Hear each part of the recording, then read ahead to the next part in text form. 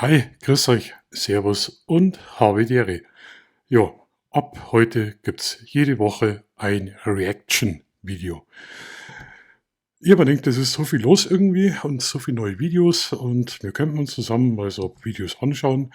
Wenn ihr irgendwelche Vorschläge habt, auch gerne von eurem Kanal, sagt so Bescheid, wir schauen uns das einfach mal zusammen an. Ich versuche einfach mal so interessante Sachen, was gerade so in der Foto-Video-Creator-Community abgeht, mit euch zusammen zu anschauen. Da habe ich so richtig viel Bock drauf und habe auch schon den ersten ausgesucht. Amarino. Ich nenne ihn immer Amarino. Äh, Armin Arno viel sehr leid. Und zwar hat er da ein Video gemacht. Das nennt sich mein letztes Video auf diesem YouTube-Kanal. Und natürlich habe ich da drauf drücken müssen. Und ich finde das recht interessant und das können wir uns einfach mal zusammen anschauen. Würde mich interessieren, was ihr so drüber denkt. Also, dann gehen wir mal rein in den Armin.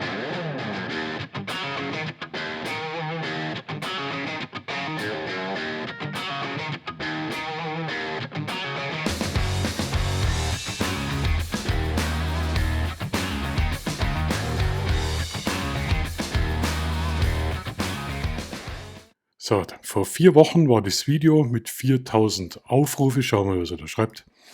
Manchmal muss man einen Schritt zurücktreten, um das große Ganze zu sehen.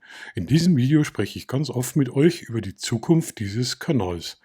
Der Kanal hat 72.000 Abonnenten, also kein kleiner, also Respekt, Armin. Die Wahrheit ist, jede Woche ein Video zu produzieren, ist unglaublich zeitintensiv und anstrengend. Wenn dann am Ende des Monats die Kosten höher sind als die Einnahmen, kommt man unweigerlich an den Punkt, an dem man sich fragen muss, wie lange geht das noch so weiter? Obwohl mir das Erstellen der Inhalte nach wie vor riesigen Spaß macht, stehe ich an einem Scheideweg. Ich nehme euch heute mit in meine Gedankenwelt über das Aufhören, das Weitermachen und die Frage, was Leidenschaft wert ist, wenn die Bilanz nicht stimmt. Ob ich weitermache, seht ihr in diesem Video. Bin ich gespannt. Könnt ihr schon einiges dazu sagen, aber jetzt schauen wir rein, was der Armin hier erzählt. Los geht's. Diesem Video. Ich bin nun schon über 5,5 Jahre auf YouTube. Die Landschaftsfotografie-Welt auf YouTube hat sich inzwischen total geändert. So stelle ich mir immer häufiger die Frage, soll ich aufhören oder weitermachen? Darum geht es in diesem Video. Wenn dich das interessiert, dann bleib bitte dran. Viel Spaß. Ja, schauen wir zu.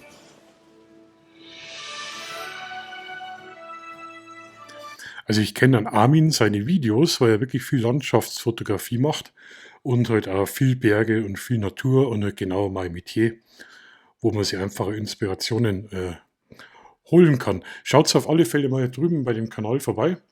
Kann ich euch auf alle Fälle empfehlen.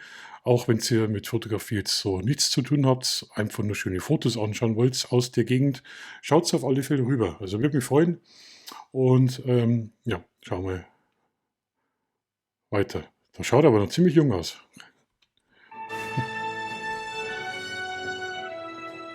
Oh ja, oh ja. Einen wunderschönen guten Morgen, herzlich willkommen in diesem Video. Guten Morgen. Zusammen, herzlich willkommen in diesem Video. Servus. Herzlich willkommen in diesem Video. Habe die Ehre. Hallo, grüß euch, willkommen in diesem Video. Grüß dich. Hallo zusammen, herzlich willkommen in diesem Video. Hallo zusammen, herzlich willkommen.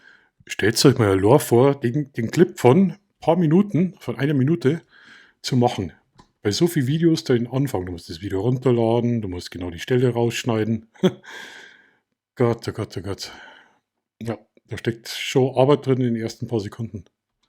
In diesem Video. Grüß euch, herzlich willkommen in diesem Ja, grüß Video. dich. Einen wunderschönen guten Morgen. Ja, Herzlich die willkommen. auch guten Morgen, ihr schaut so alle gleich Grüß aus. euch. Herzlich willkommen in diesem Oh, Video. Matrix. Fotografie Grundlagen. Einen wunderschönen guten Morgen. Im heutigen Video geht es praktisch um ein Filterset. Ja. Das Ende bei YouTube. Also Schnee und Gummistiefeln. Ja gut. Kann schon ganz schön rutschig werden.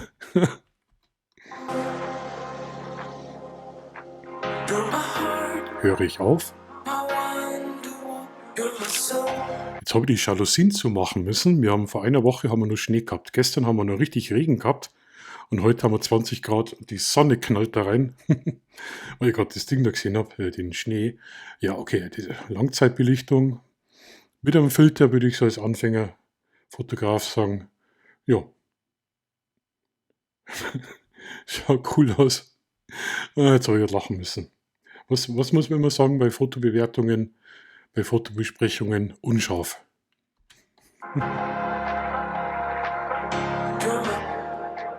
Also was ich vorab anmerken möchte, dieser Titel soll nicht als Clickbait-Titel verstanden werden, dass Okay, viele hier reinklicken, um das Video zu sehen. scheiße. Dann bin ich auf alle Fälle geklickbaitet worden. Super. Also bei mir hat der Clickbait funktioniert, auch wenn es kein Clickbait ist. Ich bin geklickbaitet worden. Dann, es soll Eiskalt. einfach meine Gefühlswelt, meine Beziehung zu YouTube widerspiegeln und das ist alles, was ich euch damit sagen will. Natürlich wird dieses Video nicht die breite Masse ansehen, das ist mir klar, sondern betrifft vor allem diejenigen Personen, die meinem Kanal schon länger folgen oder Ja, ich finde das immer cool. Ich finde das immer cool, wenn man so ein bisschen was über die Person, die was seinen YouTube-Kanal betreibt, erfährt. Und da gehören emotionale Themen definitiv auch mit dazu. Und das macht einen menschlich greifbar, manchmal auch ein bisschen angreifbar, aber du verrätst jetzt so keine privaten Sachen. Also ich weiß nicht, wie es bei euch ausschaut. Ich finde sowas cool und sowas muss einmal gemacht werden, definitiv. Weil sonst ist es immer so steril. Da kann ich mal irgendwie, keine Ahnung, kann der Fernseher auch schauen. Ich möchte auch die Menschen kennenlernen, der was ebenso kreativ ist. Ja. seit kurzem erst meinen Aber ich bin geklickbaitet worden. Kanal besuchen und meine Videos toll finden. Ich befinde mich heute an einem Ort, der mich wirklich inspiriert hat. Ich befinde mich in Keindorf an der Sulm und da hinten seht ihr diesen Fluss und diese kleinen Kein Dorf an der Suhl. Ja, wenn da kein Dorf ist, dann. Na, kein Dorf an der Suhl kenne ich heute. Österreich. Wasserfälle. Es ist ein Ort der Stille, ein Ort des Heimkommens vom Gefühl her. Man fühlt sich hier wohl. Im Sommer ist es hier ein Ist halt die falsche Kamera, gell? Mit Canon? Ich weiß nicht. Kurpark. Im Winter bietet es aber diese tolle Fotolocation. Wer meinen Kanal schon seit den Anfängern kennt, weiß, Also ich habe gehört, auf den guten Kameras, da muss Nikon draufstehen, aber ich habe das bloß gehört, keine Ahnung, ob das stimmt. Könntest du es mal in die Kommentare schreiben. ungefähr 60 bis 70 Stunden für meine Firma gearbeitet habe, auch am Wochenende, oft ging ein ganzer Sonntag oder Samstag drauf. Und eines Tages dachte ich mir, das war vor rund 5,5 Jahren, damit muss Schluss sein. Ich brauche einen Ausgleich zum Job, denn wenn ich Montag arbeiten Ja. komme, bin ich schon fertig. So beschlossen Alles für den Dackel, alles für den Club, alles für die Firma. Und ganz schlimm wird es dann, wenn man so arbeitet, wenn man glaubt, die Firma gehört einem selber. Dann rennst ganz schnell mit Burnout gegen die Wand. Wenn du da keinen Ausgleich findest oder Notbremse ziehst, ja, ich fühle es, ich spüre es. rund 5,5 Jahren einfach Landschaftsfotografie zu machen und einen YouTube-Kanal zu gründen. Und so fand ich ab diesem Zeitpunkt, wo die Idee geboren war, wo ich beschloss, eben rauszugehen, jedes Wochenende, bevorzugt Samstag, aber auch Sonntag, um ein Video zu machen und Landschaftsfotos zu machen. Und ich bemühte mich irrsinnig, damit ich einige dieser Fotos auch auf YouTube zeigen konnte. Das stimmt, ja. Wie gesagt, schaut rüber auf den Kanal. Also wirklich eine tolle Aufnahme mit dabei. Inspirierend. Man kann sich wirklich da einiges abschauen. Man lernt auch einiges, gerade als Anfänger. Und ich würde mich immer noch als Anfänger bezeichnen. Wahrscheinlich noch die nächsten 20 Jahre. Und ja, schauen wir mal, was da noch so kommt an Fotos.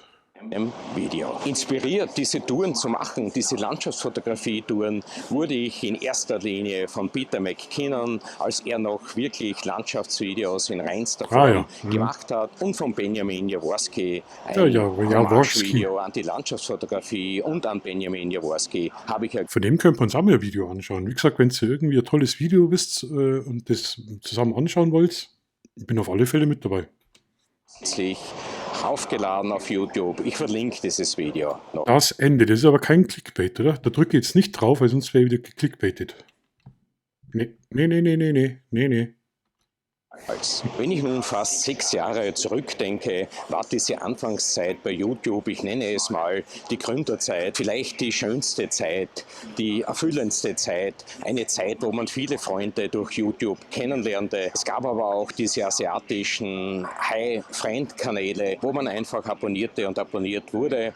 Das heißt, diese Ja, das kenne ich ja, die asiatischen, genau. Da gibst denen ja Abo und dann kriegst du Abo zurück. Also Abo gegen Abo. Absolut tödlich und absolut sinnfrei. Also wenn ihr einen kleinen Kanal habt mit ein paar hundert Abos oder was, verzichtet lieber auf solche Abonnenten.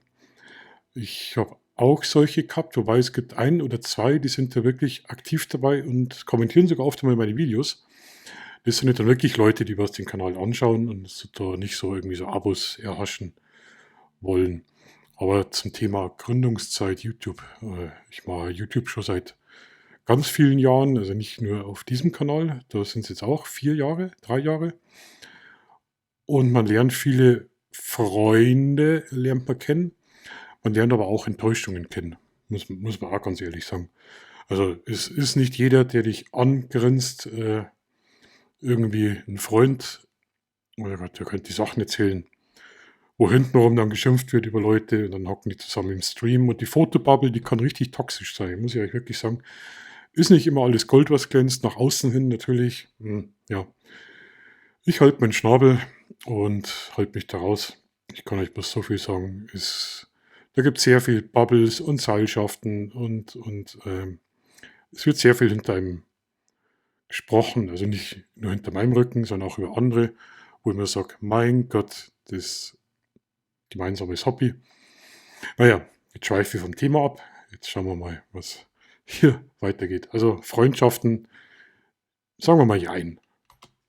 gegen Abo-Zeit, die jeder durchmacht, wenn er mit YouTube beginnt. So entstanden große Freundschaften, Genau, große gemeinsame sinnlos. Projekte, gemeinsame YouTube-Videos und so weiter und so fort. Es gab eine eigene Community, einen ganz, ganz engen Kreis. Aber mit der Zeit gab es auch Leute, die aufhörten, praktisch Videos zu machen, weil einfach die Klicks ausblieben. Und das ist sehr, sehr schade. Denn wenn YouTube ein Hobby ist, das heißt, man lädt einfach Sachen rauf, die einen gefallen, ein digitales Fotobuch oder eben eine digitale Videothek. Aber eigentlich Ja klar, also ich habe YouTube angefangen als Erinnerung, weil ich gedacht habe, das ist eine super Plattform, um Videos zu speichern. Dann habe ich angefangen, meine Videos mal schöner zu machen als Erinnerung. Und dann sind die ersten Klicks gekommen, die ersten Abonnenten. Mein Gott, ich weiß nicht, da habe ich 14 Abonnenten gehabt. Ich denke, boah, um Gottes Willen, wer schaut denn da mein Mist an? Und so wächst es eigentlich. Ja, kommt dann immer bei den Leuten ein gewisser Ehrgeiz und wenn die Klicks genau. ausbleiben, dann verlässt vielen der Mut und der Geist und der Enthusiasmus für die Videos und sie hören auf. Das ist sehr, sehr traurig. Ja, das stimmt, weil finanziell kannst du das vergessen. Und welche Anerkennung bekommst du? Durch Abonnenten, durch Klicks natürlich und also Aufrufe, Watchtime, Daumen nach oben. Das ist eigentlich so der Lohn von kleinen YouTubern, die was jetzt ja nicht davon leben. Wichtig ist auch, dass damit auch die Freundschaften mit der Zeit wieder auseinandergehen, weil man eben kein gemeinsames Hobby mehr hat und das ist eigentlich sehr, sehr schade. Genau. Als ich dann regelmäßig Videos drehte und raus in die Natur ging, meist stand ich im Sommer oder auch im Winter um 4 in der Früh auf und fuhr irgendwo hin, irgendwo einen Berg rauf, Oh ja. schöne Seen besichtigte ich und erklomm so manchen Gipfel, wie gesagt, um einfach bei tollem Licht tolle Fotos zu machen. Natürlich in der Früh, wenn es diese Gibt ja nichts Schöneres. Berchtesgaden, Königssee. Mein Favorit, wie ihr alle wisst, Hintersee. In der Früh. Traumhaft. Traumhaft, wirklich. Stimmung gibt. Das heißt, die blaue Stunde, in einer Zeit, wo man mitbekommt, wirklich hautnah, wie die Natur erwacht, diese magischen Momente, die kann wohl nur ein Landschaftsfotograf so erleben. Es ist Nö, ich bin kein Landschaftsfotograf. Ich bin ein Allround-Knipser und ich kann es auch erleben. Ich kann es sogar erleben ohne Kamera. einfach ein unglaublicher Moment, unglaubliche Momente. Diese Zeitspanne ist ja auch sehr kurz. Ja. Das heißt, man ist einfach fokussiert auf diesen einen Moment, auf diese wenigen Sekunden an Stimmung und die will man natürlich wirklich toll einfangen. Und wenn man YouTube macht, möchte man diese Augenblicke natürlich. Ja, aber ist das jetzt das letzte Video oder nicht? Ich weiß nicht. Ich habe mir jetzt unter dem Titel was anderes vorgestellt. Mit einem größeren Auditorium teilen. Umso mehr diese Videos gesehen werden, umso mehr freute man sich. Ja, ich machte etliche Landschaftsvideos und war wirklich begeistert. Die Klicks blieben zum Teil aus. Ich freute mich. Da haben wir den Hintersee. Guter Mann, sehr guter Mann. Ich glaube, jeder kennt das Foto. Da oben der große Abbruch, den seht ihr da schön am Berg, oben am Gipfel, das ist alles abgebrochen. Und in der Keltenzeit, also gar nicht so lange her, 2000 Jahre, 3000 Jahre, ist es komplett in den See reingestürzt, über den See drüber bis auf die andere Seite.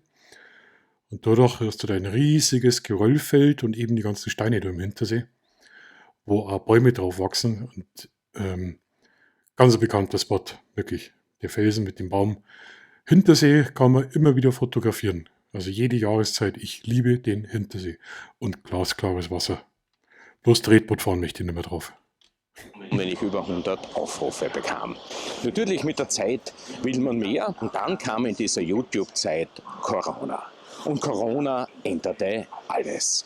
Die großen deutschen YouTuber, wie etwa ein Stefan Wiesner, der Ja, die sind durch Corona sind die richtig groß geworden, weil jeder zu Hause gehockt ist und ein YouTube-Video nach dem anderen geschaut hat. Corona, da habe ich meine erste Billigdrohne gehabt. Also ich habe die Boomerzeit, die Boomzeit von Corona und YouTube habe ich leider komplett verpasst. Bei mir war es dann eigentlich erst im Nachhinein. Gut, und zu dem Zeitpunkt nur 3 Kinder und Freundin. Da haben wir ganz andere Sorgen gehabt. plötzlich, dass wenn er zu Hause sitzt und nur erzählt, welche Kameras in Zukunft kommen, welches Equipment, welche technischen Errungenschaften, welches Zubehör und so weiter, Genau. und er zu Hause in seinem Kämmerchen sitzt und einfach erzählt, was er kommt, praktisch so newsartig wie Nachrichten, ja, nächste Woche gibt es die neue. Das ist immer zum Bewundern. Ich kann das nicht. Ich kenne Leute, die können sich hinstellen, eine Stunde reden und doch nichts sagen. Also die hocken sich vor die Kamera, machen ein Video über eine Stunde, erzählen über irgendeinen Technikschmarren, irgendwas und die haben Aufrufe und haben Erfolg. Unglaublich. Also ich bewundere das und bin da wirklich neidisch, dass die das können. Aber ich lerne das jetzt. Und das mache ich einfach jetzt mit Reaction-Videos.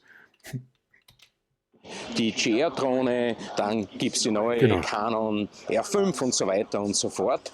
Da kamen diese Leute wie er drauf, die sein Geld damit verdienten mit YouTube. Ja, unglaublich. Ich spare mir Reisekosten, ich spare mir warme Kleidung, ich habe keinen Aufwand, ich kann allein sitzen und das Eigenartigste, was ich je erlebt habe, und das war für mich irgendwie deprimierend, ist, die Klicks dieser Videos erreichten ein Vielfaches, was ein Genau das unterschreibe ich. Genau das unterschreibe ich. Aufwand, was wir, die rausgehen, Aufwand betreiben. Das ist ja nicht nur das Schnittprogramm. Es ist die Musik. Es ist, keine Ahnung, du hast eine Webseite. Du hast Equipment natürlich, was bezahlt werden muss. Dann gehst du jetzt raus. Du fährst, sagen wir mal, 100 Kilometer an einen Spot. Du brauchst Verpflegung, du brauchst Sprit, du brauchst eventuell Maut. Es gibt auch Mautstraßen bei uns im Süden oder Passstraßen. Du, Verpflegung, weiß ich nicht, ob wir schon gehabt haben. Dann natürlich Reparaturen, wenn es das alles einfließen lässt, was das für ein Aufwand ist. Und so hast du ein Studio, schaltest die Kamera ein, Aufnahme und los geht's. Ja, also das unterschreibe ich. Das unterschreibe ich und das ist dann wirklich demotivierend, wenn man dann schaut, was solche Videos, handwerklich gute Videos an Klicks bringen und einfach nur so, wie hast du gesagt, Kämmerchen. Ja, ist doch so, oder? Landschaftsfotografie, Tourenvideo brachte. Und das veränderte aus meiner Sicht die ganze YouTube-Welt. Für alles, für das ich immer gelebt habe, rausgehen, fotografieren, die Natur genießen, schöne Orte kennenzulernen, die ich sonst nie gekannt hätte, wenn ich nicht fotografiere. Also mit rausgehen und fotografieren kann man schon noch Klicks generieren, aber dann muss man das, glaube ich, so richtig hardcore machen. So Afrika-Tour, Island, Hummel war doch jetzt Amerika, Kanada, ach, keine Ahnung, da reibt es ja überall rum. Wenn, dann müsste man das, glaube ich, so richtig extrem machen. Und das ist natürlich dann finanziell ganz eine andere Hausnummer. hätte, dieses Erlebnisfotografie, das heißt von Anfang bis zum Ende, nicht nur das Bild zählt, sondern das Tun, diese Zeit, bis man dorthin Genau. kommt zum Spot, welche Aufwendungen das man gemacht hat, welche Entbehrungen man auf sich nehmen Mhm. musste, wenig Schlaf, Blasen an den Füßen, Blasen, jawohl. Verletzungen und so weiter und so fort. Aber es zahlte sich aus. Nasse Füße. Ah, Bergstiefel, keine Gummistiefel. Sehr gut. Sehr löblich. Wir haben ja bloß das Glück, dass wir landwirtschaftlich nur in einer schönen Gegend wohnen. Aber wenn man jetzt vorstellt, ich wäre irgendwo in einer Großstadt, also nichts gegen Ruhrpott, aber wenn ich da rausgehe, ich weiß nicht, ob ich da so Kulissen hätte oder Spots, wo ich sage, okay, ja, wir haben halt da relativ noch viel Glück, dass wir interessante Sachen haben, was die Leute ja gern sehen. Um dieses Erlebnis Fotografie einzuatmen, wirklich zu verinnerlichen. Und mit dieser Änderung des Das ist doch Hallstatt, oder? Aber das ist auch so ein bekanntes Motiv, gell? Aber die Autos und das Dorf ist voll überrannt. Ich habe da Reportagen gesehen, wie es da abgeht, auch die Einwohner, die was da leben oder leben müssen oder die Einheimischen, also irre. Müsst ihr mal schauen, über Hallstatt, glaube ich, ist das. Wenn dann die chinesische Invasion kommt, ist es unglaublich. Also da schaut es ja noch relativ ruhig aus. Videos war plötzlich alles anders. Wenn jemand, und ich kam selber drauf, eine neue Kamera vorstellte, etwa eine Canon R5, das war das erste Erlebnis, wenn ich einen Kamera-Review mache, bekomme ich wesentlich mehr Klicks. Ich brauche einen Kameradeckel einer neuen Kamera nur zu Mhm. filmen. Oft machte ich Reviews über Kameras, die es noch gar nicht gab. Und diese Videos wurden weit häufiger gesehen als meine Landschaftsfotografie-Videos. Und das war wirklich deprimierend und das deprimiert mich auch heute. Aber so ist schon immer gewesen und so wird es auch bleiben. Technik, die Leute sind Technik-Nerds. Sie wollen Technik, Technik, Daten, Fakten, neue Sachen. Ähm, ist immer so. Es wird sich wahrscheinlich nicht mehr ändern. Ist leider so, ist demotivierend, aber man wird es nicht ändern können. Das gleiche ist auch bei Peter McKinnon. Wie, wie fantastisch waren Videos wie The Bucket Shot, mein Lieblingsvideo überhaupt auf YouTube. Nein, es wurde alles schnell und hektisch, es kamen diese unglaublichen Shorts. Leute machten nicht mehr den Content, der sie interessiert hat, sondern einfach Shorts, um Klicks zu bekommen. Da gab es so abartige Rutschenvideos, die wurden millionenfach gesehen, statt Ja, also kurz zur Info für jeden, den es interessiert. Die Shorts waren früher mit dem Hauptkanal quasi irgendwie verbunden. Und wie die Shorts rausgekommen sind, sind die so gehypt geworden, dass sehr viele mit die Shorts Abonnenten generieren haben können. Ist jetzt nicht mehr so, das ist jetzt alles irgendwie teilweise getrennt. Man soll Shorts hochladen, ja, ist mir auch empfohlen worden von YouTube, von der Marietta. An der Stelle schöne Grüße. Sie wird wahrscheinlich nicht zuschauen. Ähm, aber es ist nicht mehr so, mit Shorts aber wirklich seinen Kanal ganz schnell wachsen lassen haben können. Was für ein Deutsch. Videos. Für mich ein absoluter Schwachsinn. Aber den Leuten gefällt das. Die Leute heutzutage können nicht einmal 10 Sekunden zuhören. Selbst das ist ihnen durch diese Shorts und Reels und wie das ganze Zeug heißt, genommen worden. Aufpassen, zuhören, irgendetwas genießen, das gibt es heutzutage so gut wie nicht. Da schaut mal TikTok zum Beispiel. TikTok, absolut, ich bin da gespannt, weil jetzt war das im Gespräch, dass es erst ab 16 sein soll. Hört mir jetzt aber eigentlich auch nichts mehr. Gell? Das ist so durch die Politik mir kurz durchgegangen. Australien hat das ja eingeführt. Einige Länder haben das sogar. TikTok, absoluter Schwachsinn. Absoluter Schwachsinn. Ich habe mal Spaß mit einem TikTok-Account gemacht. Ein paar blöde Videos hochgeladen und über 3000 Abonnenten. Aber auf TikTok hast du davon nichts. Du kriegst da jetzt kein Geld, wenn du irgendwie Watchtime oder Abonnenten oder sonst irgendwas hast. Du musst Produkte verkaufen. Also TikTok ist eigentlich eher wie so ein Alibaba mit Videofunktion. Ganz schrecklich, ganz schrecklich. Und das ist für mich deprimierend. Und so stelle ich mir immer wieder die Frage, soll ich aufhören mit YouTube? Denn wenn ich mir jetzt wirklich die Zahlen ansehe, ich habe jetzt, glaube ich, 57.000 oder 58.000 Abonnenten. 70.000. Was ich damit verdiene, ist nicht mehr geworden. Es sind 200 Euro brutto im Monat. Sag mal, schaust du nicht jeden Tag nach, wie viele Abonnenten du hast? Also ein YouTuber schaut doch ungefähr 10-mal am Tag nach, ob man irgendwie einen verloren oder bekommen hat. Nee, du hast 72.000. Cool.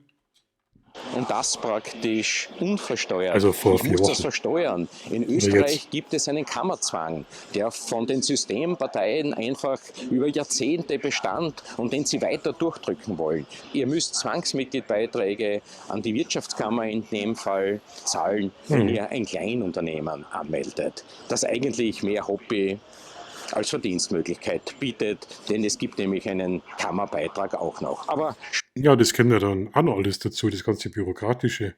Macht's einmal für ein Kleingewerbe die Steuer. Allein für ein Kleingewerbe, wo man in Deutschland einfache Gewinn-Verlustrechnung braucht und nicht irgendwie die große Kalkulation, die große Buchführung. Allein was das schon für ein Scheißaufwand ist. Unbezahlt. Unbezahlt wäre, keine Ahnung, 5 Euro im Monat. drüber. Man muss einfach ein Kleingewerbe anmelden, damit man legal unterwegs ist. Ja, wie gesagt, Geld verdienen kann man mit YouTube grundsätzlich nicht. Da müsst ihr schon einmal ungefähr 1 Million Abonnenten haben. Also lasst euch nicht entmutigen von mir. Aber wenn ich mir oft angesehen habe, welche Videos manche bringen, wo sie im Endeffekt die GoPro sich auf den Kopf schnallen Oh ja. und 30 Minuten durch den Wald laufen, um YouTube-Mitglied zu werden, das sieht sich doch kein Mensch an. Da ist manchmal gescheiter, man hört einfach mit YouTube auf. Ich glaube, es war Benjamin Jaworski, der mal gemeint hat, er sei etwas frustriert, als er noch aktiv war, denn jeder, der heutzutage eine Kamera hat, macht schon einen YouTube-Kanal. Ja, das ist leider so. Natürlich wird der Kuchen dann für jeden kleiner, aber als Hobby. Das fände ich jetzt aber nicht schlimm. Der Kuchen, ja, da wird das Stück für jeden kleiner. Aber wenn jetzt so ein kleiner Kanal mit 50 Abonnenten, also die 50 Abonnenten kann ich verkraften, wenn ich dafür irgendwie schöne Videos, Inspirationen habe, dann verzichte ich auf das Stück Kuchen, ganz ehrlich. Weil gerade die kleinen Kanäle, finde die sind äußerst kreativ und haben oft wirklich ganz tolle Sachen, wo den Großen der Blick dafür schon verloren gegangen ist. Oder die heute wirklich bei den Kämmerlein hocken und Tech-Videos machen. Also das finde ich jetzt nicht. Ich finde, jeder, der Kamera hat und Bock drauf hat, sich kreativ auf YouTube auszutoben, soll das bitte gerne machen. Ja. Kann man es durchaus machen. Und wie gesagt, aus finanzieller Sicht zahlt sich das sicher nicht aus. Was auch interessant ist, als ich mit YouTube anfing, lachten mich die Leute zum Teil aus. Was machst du da für einen Blödsinn? Das ist doch unmöglich und so weiter und so fort. Sie machten sich lächerlich, aber ich blieb beharrlich dran und drehte einfach meine Videos, weil ich einfach Begeisterung hatte für die Fotografie, für die Landschaftsfotografie und ich erlebte einfach Natur, wie ich sie zuvor noch nie gesehen oder erlebt hatte. Und das war für mich wahnsinnig. Ein Sonnenaufgang, ein Sonnenuntergang, bläuliches Licht, die genau. blaue Stunde, die goldene Stunde, Wasser, alles war für mich faszinierend, um es festzuhalten und dann natürlich mit jemandem zu teilen. Es ist und bleibt einfach meine große Leidenschaft. Das heißt, neben diesen negativen Dingen, ihr müsst praktisch. So, jetzt haben wir noch ein paar Minuten. Ich möchte jetzt wissen, hörst du mit YouTube auf oder nicht? Jede Woche ein Video drehen, ihr müsst Kritik einstecken, ihr müsst draufzahlen, es ist Liebhaberei, Das stimmt. ihr gebt mehr aus, als ihr einnimmt. Wenn es Kooperationen gibt, dann ist das auch mühsam. Okay, ihr bekommt einmal ein Stativ um 200-300 Euro oder einen Filter um 80 Euro, aber der Aufwand, der steht eigentlich. Das stimmt. Wenn ich jetzt so ein Stativ kriege, habe ich auch schon Videos gemacht über Stative. Sagen wir mal, das Stativ kostet 100 Euro. Aber du bist über 10 Stunden locker beschäftigt, wenn du das anständig machst. Dann bist du bei 10 Euro. Damit du die ganzen Unkosten abrechnest, dann zahlst du eigentlich drauf. So Kooperationen, also da habe ich eine Kooperation gehabt, wo ich gesagt habe, die haben Vorschriften gemacht, wo ich gesagt habe, ey, wo ist denn jetzt noch meine Freiheit und meine Kreativität? Das ist ja irre. Innerhalb von 10 Sekunden muss ich 5-mal den Namen am Anfang des Videos sagen und das und Vorabschau und ich habe auch schon Kooperationen gehabt, da hat es rentiert, muss ich auch sagen. Also nicht alle Kooperationen sind schlecht, aber ich mache halt solche Sachen, auf die ich Bock habe. Und wenn ich jetzt sage, ich könnte ein neues Stativ brauchen, warum sollte man das nicht ausnutzen? Ja.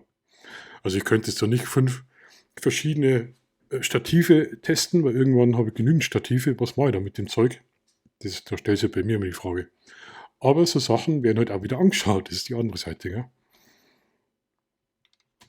Einem Vergleich zu dem Nutzen, den er daraus zieht. Das muss man auch einmal deutlich sagen. Und dann gibt es noch diese Leute, die sich YouTube ansehen, wenn man beispielsweise ein Produkt vorstellt. Um Gottes Willen, der könnte ja so viel verdienen, das schaue ich mir nicht an. Oh ja, oh ja. Also, wie ich mein erstes Produktvideo gemacht habe, ich habe Nachrichten gekriegt. Bist du auch so einer? Machst du auch schon Werbung? Muss das sein? Ja, Hauptsache Geld verdienen. Leute, kapiert es, ihr verdient kein Geld damit. Ihr müsst da 1, 2 Millionen Abonnenten haben. Ihr müsst das Zeug verticken über euren äh, Link mit Provision arbeiten. Dann könnt ihr Geld verdienen. Aber so, vergesst, ihr verdient damit einfach kein Geld.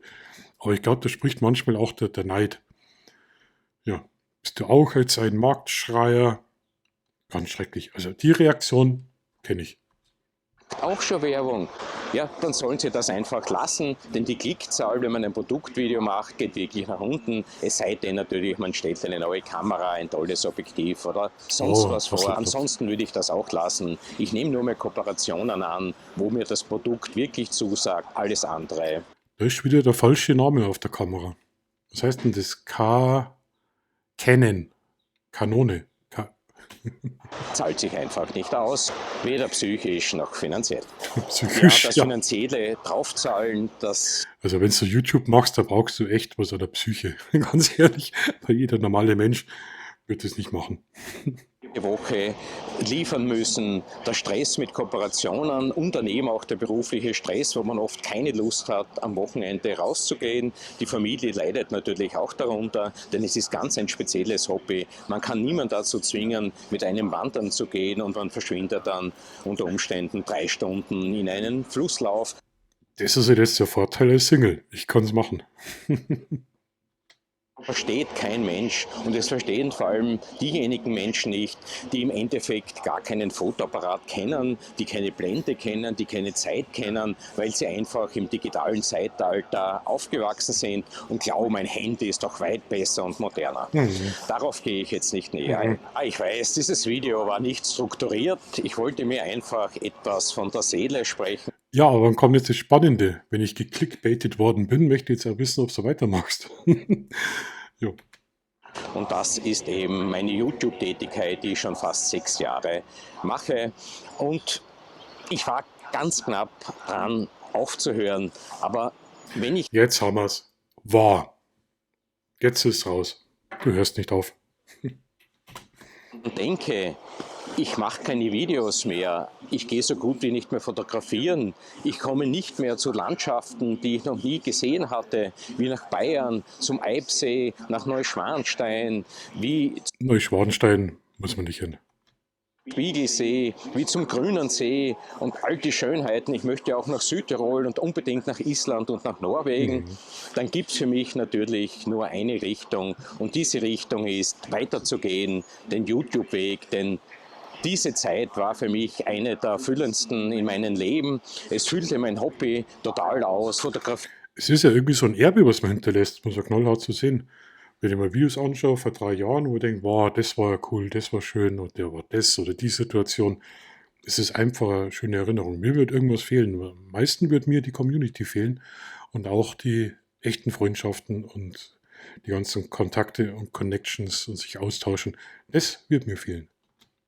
Mit YouTube gab mir die Chance, die Welt mit anderen Augen zu sehen, neue Freundschaften kennenzulernen, etwas näher das ganze Business zu verstehen und wie das alles läuft. Und es ist immer wieder schön, andere YouTuber bei der Arbeit zu sehen, um von ihnen auch etwas abzuschauen. Denn denkt immer dran. Genau das meine ich. Und genau da verzichte ich auf den kleinen Teil von dem Kuchen, eben mit den kleinen YouTubern, weil ich mir die auch gerne anschaue, was die so drauf haben, was die so machen. Die Kreativität. Die unverdorbene. Ihr seid nicht die Besten, man kann nur von den anderen lernen. Und natürlich, kamerasüchtig bin ich auch. Ich weiß, dieses Video über Kamerasucht hat viele neue Abonnenten mir gebracht. Und ich denke, es geht euch wahrscheinlich auch so wie mir, zumindest vielen von euch, dass ihr auch kamerasüchtig seid. Aber bitte seid doch einigermaßen vernünftig. Ich hoffe, dieses Video hat euch gefallen und wünsche euch wie jede Woche gut Licht, passt gut auf euch auf. Ciao Baba, auf Wiedersehen, bis zum nächsten Mal. Wenn ihr meinen meinen Kanal noch nicht abonniert habt und wenn euch gefällt, was ich so mache, dann würde ich mich sehr über ein Abo freuen. Gebt mir auch den Daumen hoch, das hilft dem Algorithmus und meinem Kanal vorwärts zu kommen. Vielleicht schaltet ihr auch die Glocke ein, dann verpasst ihr zukünftig kein Video von mir. Ciao Papa, arrivederci. Servus. Und ich gehe jetzt noch etwas fotografieren. Ja, cool. Also war kein Clickbait, war eigentlich total spannend und ganz viele Sachen hat der Herr Armin Arno von sich gelassen, wo ich wirklich komplett unterschreibe. Und glaub mir's, du bist ja nicht allein. Ich weiß ja nicht, wie es euch so geht. Aus meiner Community gibt es ja auch einige, die einen kleinen YouTube oder auch einen großen YouTube-Kanal haben. Schreibt es mal gerne drunter. Darum geht es nämlich, deswegen schauen wir so Videos mit euch eben an, dass wir darüber diskutieren können und dass ihr auch so Einblicke habt. Schaut auf alle Fälle, wenn ihr Bock habt, aber rüber zu dem vorgestellten Kanal. Sagt so freundliches Servus, grüße euch und habe die Ehre, da würde sich bestimmt freuen.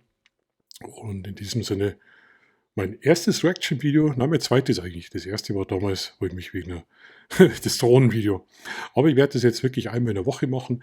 Und nochmal ein Appell an euch, wenn ihr Lust habt, wenn ihr sagt, Markus, schau dir mal dieses Video an, was denkst du drüber? Oder wenn ihr sagt, ey, ihr habt einen kleinen Kanal, schau mal, willst vielleicht hier auf ein Video reagieren, schreibt es mal. Weil ich will das machen, wo wir einfach alle zusammen Spaß haben. So, und jetzt gibt es einen Kaffee. Also, ciao, servus und habe die Ehre.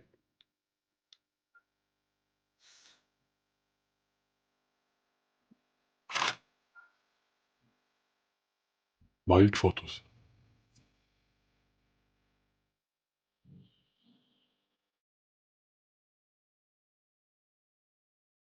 Schaut's unbedingt rüber, wirklich. Also, ciao.